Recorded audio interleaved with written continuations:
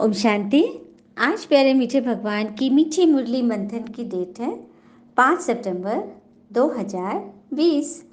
तो चलिए कल कल की वाणी का हम थोड़ा सा रिवाइज करते हैं, याद करते हैं। बाबा ने कल क्या बोला था? बाबा ने बोला था कि जब तुम फूल बनोगे तो ये भारत कांटों के जंगल से संपूर्ण फूलों का बगीचा बनेगा।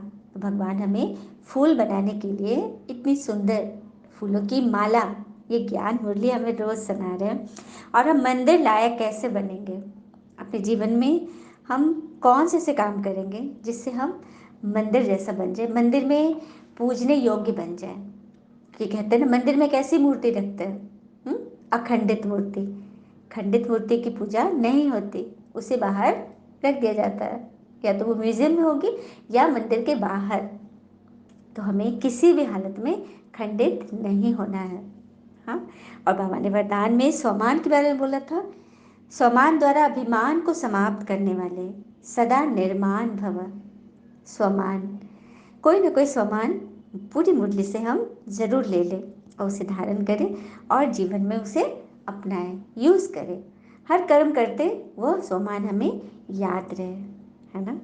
तो चलिए देखते हैं आज बाबा ने क्या बोला। बाबा ने कहा, मीठे बच्चे, इस बेहद के नाटक में तुम आत्माओं को अपना अपना पार्ट मिला हुआ है। अभी तुम्हें यह शरीर रूपी कपड़े उतार कर जाना है, फिर नए राज्य में आना है। भगवान कह रहे कि इस बेहद के नाटक में तुम आत्माओं को अपना अपना पार्ट मिला हुआ है। तो ये बेहद का नाटक, इस नाटक में भगवान, जैसे दुनिया में जो नाटक होता है तो बच्चे, व्यक्ति अपने घर से अपने घर के कपड़े पहन कर आते हैं और नाटक में उनको वो कॉस्ट्यूम मिलता है जो उनको वेश मिला होता है, वहाँ जो रोल मिला होता है वो ड्रेस मिलता है। फिर जब नाटक पूरा होता है तो अपने ड्रेस उतार कर जाना होता है ना। तो बस वही बात है, यहाँ भी हम आत्माएं ऊपर से आए थे अशरीरी। हाँ। और हमें यहाँ आकर अपना ये पाठ मिला, हाँ, ये नाटक के कपड़े मिले। तो हमें यह शरीर, मतलब हमारा ओरिजिनल जो चीज़ है वो आत्मा है। हमारे हमारे और वास्तविक रूप जो है वो पॉइंट ऑफ लाइट स्टार है। हम जब इस बेहद के नाटक में आते हैं तो हमारे शरीर को यह वस्त्र मिलता है। हाँ, मतलब हमें शरीर का वस्त्र मिलता है जिसमें हर एक का अपना अपना पार्ट है इस बेहद के नाटक में। हाँ। और इस समय हम जो कुछ भी कर रहे हैं, प्रैक्टिकल जो कर रहे हैं, हाँ, वो सब कुछ भक्ति मार्ग में त्योहार के रूप में हम मनाते हैं। और अभी जो जो बातें बाबा प्रैक्टिकल रूप में हमें सिखा रहे हैं सार के रूप में, उनमें से भक्ति मार्ग में त्योहार बनते हैं। तो सबसे पहले शिवरात्रि। शिवरात्रि महीने की साल की शुरुआत में ही होता है, पहले दो से महीने में। शिव जयंती, मतलब शिव जयंती जब होती है, शिव का जब पदार्पण होता है, प्रवेशता होती है, तभी फिर गीता जयंती होती है। क्योंकि शिव ने ही अपने मुख से उच्चारे ये महान ज्ञान, गीता ज्ञान। और गीता ज्ञान से ही बच्चे जब अपने जीवन में अपने जीवन को गीत बना लिए, हाँ, मधुरता आ गई, एकदम गुनगुना रहे हैं, मन सदा खुश है, हाँ, तो फिर उसके बाद जो त्योहारों का जो सिलसिला चलता है, फिर हम मनाते हैं नवरात्रि। हाँ, साल के बीच से थोड़ा हटकर सितंबर अक्टूबर के बीच में नवरात्रि बनाते हैं। नवरात्रि में हम क्या करते हैं? नवरात्रि अर्थात नया, नई रात्रि। मतलब अभी तक हम कलयुगी रात्रि में जी रहे थे, घोर रात्रि में। अभी हम नए दिन में आ गए, उजाले में आ गए। और उस नवरात्रि में हम क्या करते हैं? व्रत लेते हैं। हाँ, व्रत लेते हैं ना, भक्ति में व्रत का महत्व है ना। तो बाबा कह रहे ये व्रत लेना, किस चीज़ का? जब हम विकारों का व्रत लेंगे ना, अपनी कमी कमजोरी को त्यागने का व्रत लेंगे, तभी हम सच्ची विजयदशमी मनाएंगे। रावण का तभी खात्मा होगा, जो कि कहीं बाहर नहीं है, हमारे अंदर ही है।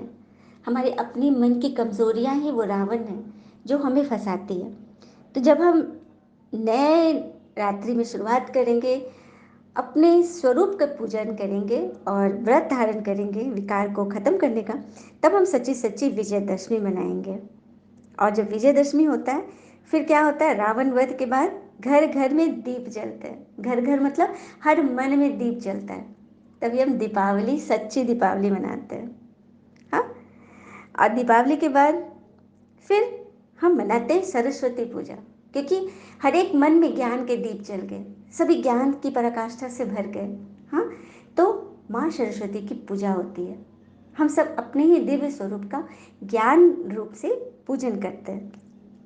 और सरस्वती पूजा के बाद फिर आती है होली। होली में क्या करते हैं? सबसे पहले तो हम अपने विकारों की होलिका दहन करते हैं। हाँ, अपने मन में जो भी कमी कमजोरियां हैं उसको जलाते हैं और सच्चे सच्चे प्रहलाद बनते हैं। प्रहलाद का अर्थ ही है, देखो मतलब नाम में ही पूरा अर्थ छिपा है, प्रभु की औलाद। तो हम ही बच्चे वो प्रहलाद है जो भगवान के गोद में बैठे हैं। और होलिका दहन हो गई, होलिका जल गई, फिर हम सच्चे सच्चा होली मनाते हैं। एक दूसरे सभी धर्म की आत्माएं मिल जाते हैं। हम्म, है ना? तो यही है त्योहारों का महत्व। जो भी प्रैक्टिकल है बाबा सार रूप से में समझा रहे हैं, वो सब कुछ हम फिर त्योहारों के रूप में मनाते हैं। है ना अच्छी बात?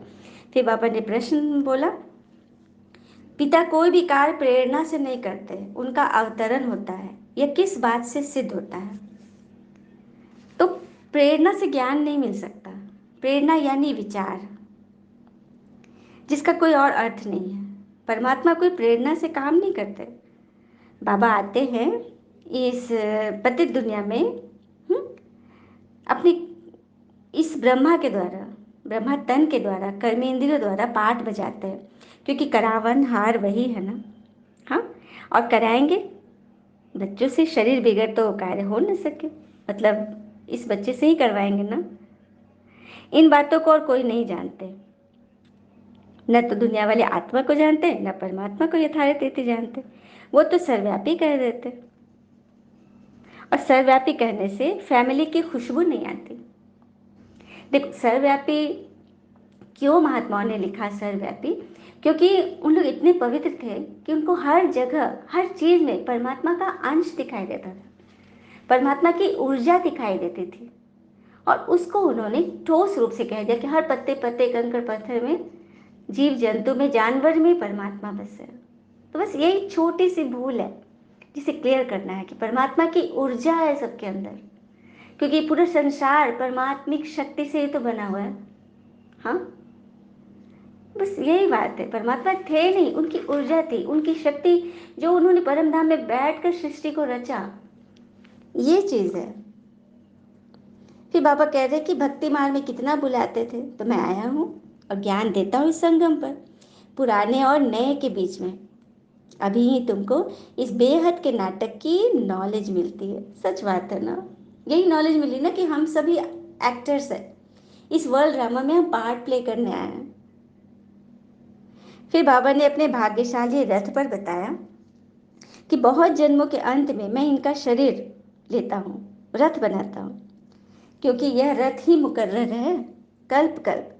तभी तो इसको भागीरथ कहा जाता है। देखो शास्त्रों में भागीरथ का भी गायन है ना, कि भागीरथ ने शंकर जी की जटा से गंगा को लेकर आए, शिव जी की जटा से। तो वही अर्थ है, परमात्मा ने इस तन का आधार लिया, भाग्यशाली रथ अर्थात भागीरथ, और भागीरथ के मुख से, इस ब्रह्मा मुख से तो गीता ज्ञान निकला, ये ज्ञान की गंगा निकली। तो यही रहस्य है। और उस ज्ञान गंगा के जल से, मतलब ज्ञान जल से सब हम बच्चे पवित्र हो गए, क्योंकि सभी विकारों में, राजा सगर की कहानी थी ना, उनके 100 पुत्र भस्म हो गए थे। तभी तो भागीरथ को भेजा गया था ना। कोई साधु ने कहा था कि भागीरथ गंगा जल लाएगा स्वर्ग से उतार के, तब उनके जल से इन पुत्रों का मतलब ये होगा, उद्धार होगा। तो ये हम बच्चों की कहानी है। हाँ, राजा सागर, ज्ञान सागर के बच्चे, परमात्मा के बच्चे हम ही सब हैं, जो विकारों की अग्नि में भस्म हो गए, जल के खत्म हो गए।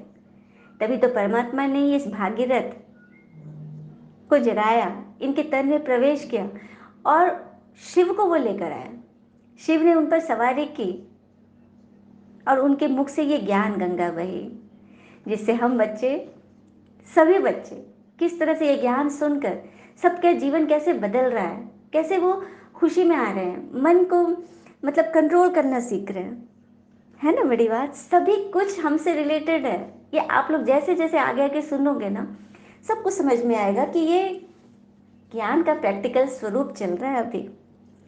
फिर बाबा ने बोले कि तुम्हारा ये अंतिम जन्म बहुत वैल्यूबल है, क्योंकि इसी जन्म से तो शरीर बदल आगे देवी देवता बदलोगे। मतलब इसी जन्म से तो शरीर बदलेगा, देवी देवता बनेगा।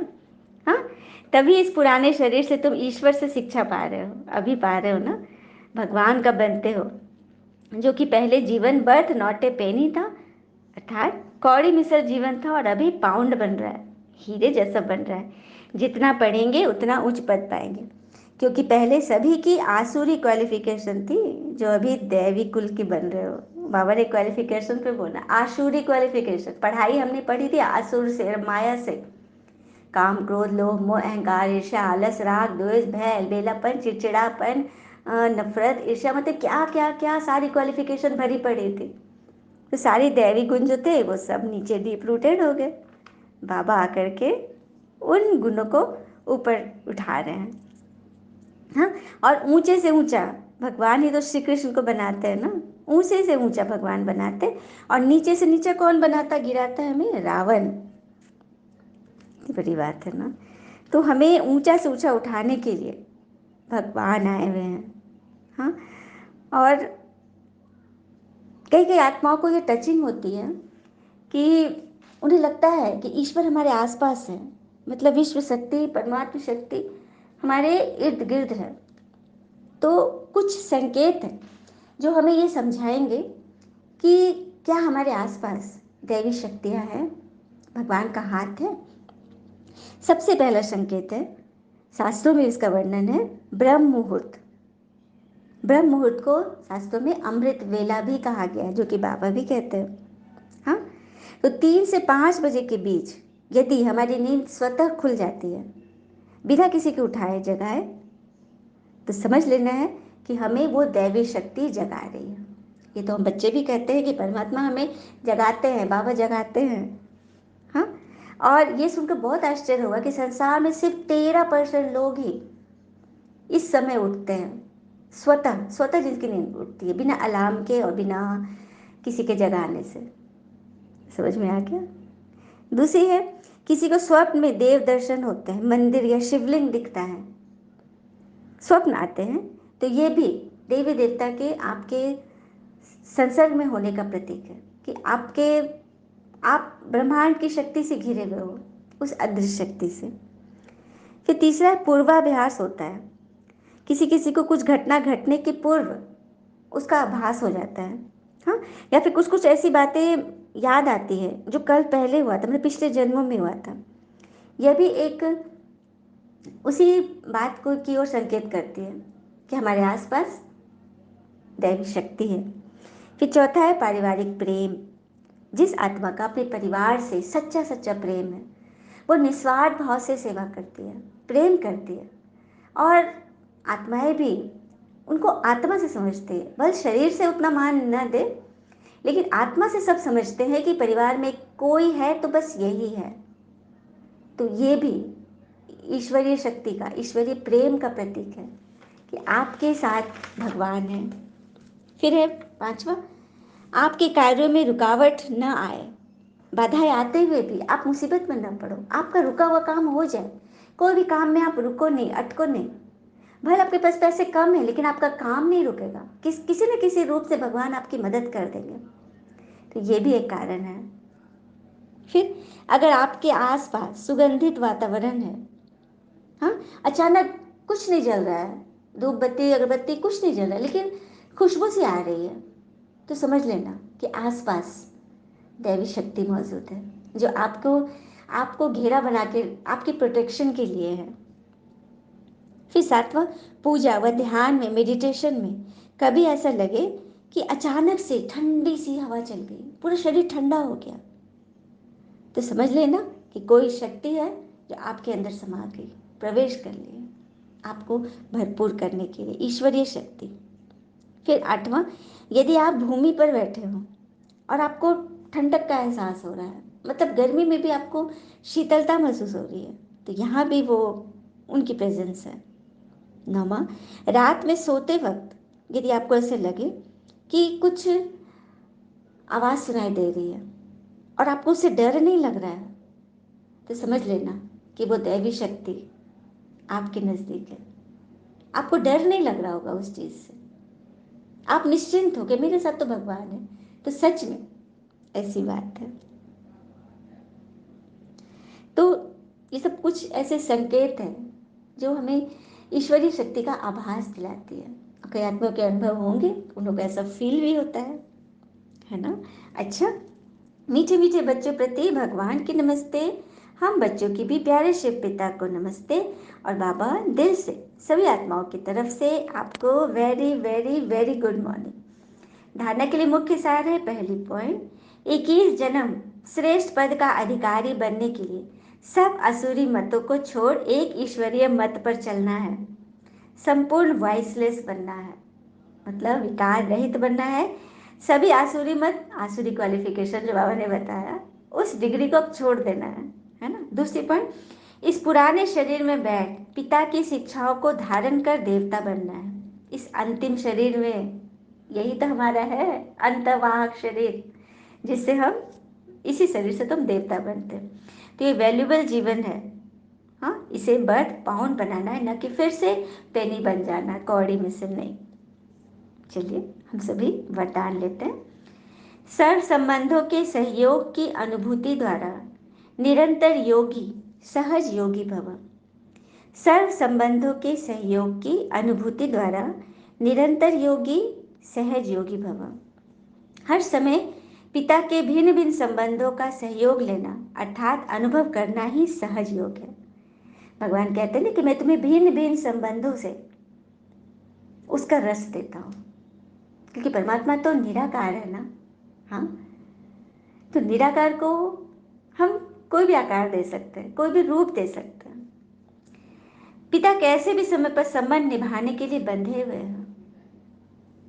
सारे कल्प में अभी ही सर्व अनुभवों की खान प्राप्त होती है, इसीलिए सदा सर्व संबंधों का सहयोग लो और निरंतर योगी सहज योगी बनो। क्योंकि जो सर्व संबंधों की अनुभूति व प्राप्ति में मगन रहते हैं, वह पुरानी दुनिया के वातावरण से सहज ही उपराम हो जाते हैं। बहुत सुंदर बात, जब हम भगवान से सर्व संबंधों का अनुभव करने लगेंगे, ईश्वरीय नज़दीकियाँ को, समीपता को महसूस करने लगेंगे, हर पल लगेगा कि हम। और एक बात और है, ध्यान में यदि आंखों से आंसू आए, तो उसका क्या मतलब है? इसका अर्थ है कि आपकी आत्मा परमात्मा से जुड़ चुकी है। तो उस वक्त आप मनोकामना करो, क्योंकि भगवान आपके साथ है। आपकी मनोकामना अवश्य पूरी होगी। आप, अंतःकरण से आपकी शुद्धि हो रही है। जो भी आपकी कमी कमजोरियां आप दिल से स्वीकार करते हो कि मेरे अंदर है, वो जरूर पूरी होगी। परमात्मा आपके साथ है, आपकी आत्मा उनसे एकदम मिल चुकी है। कहते प्रार्थना तब पूरी होती है जब तक आपकी आंखों में आंसू नहीं आते भगवान के लिए। ये कोई दुख के आंसू नहीं होते, ये वो शक्ति है जो आपको अपनी ओर खींच रही है। क्यों खींच रही है? ताकि आप सबका भला करो, क्योंकि परमात्मा तो निराकार है, उनके तो हाथ नहीं है। हम बच्चे हैं, उनके बाजू बनते हैं ताकि हर किसी के आंसू पोंछ सके। कितने सुंदर वरदान ना। सर्व संबंधों से हम सहज योगी बन जाएंगे, निरंतर योगी, और हर पुरानी दुनिया के वातावरण से उपराम, कोई भी बाधा हमें रोक नहीं सकेगी। कहते हैं ना, जब इरादा कर लिया लंबी उड़ान का, तब कद नापना फिजूल है ऊंचे आसमान का। और कहते हैं ना, मौन किसी मानव की कमजोरी नहीं, उसका बड़प्पन होता है। वरना जिसको सहना आता है, उसको कहना भी आता है। स्लोगन, सर्व शक्तियों से संपन्न रहना यही ब्राह्मण स्वरूप की विशेषता है।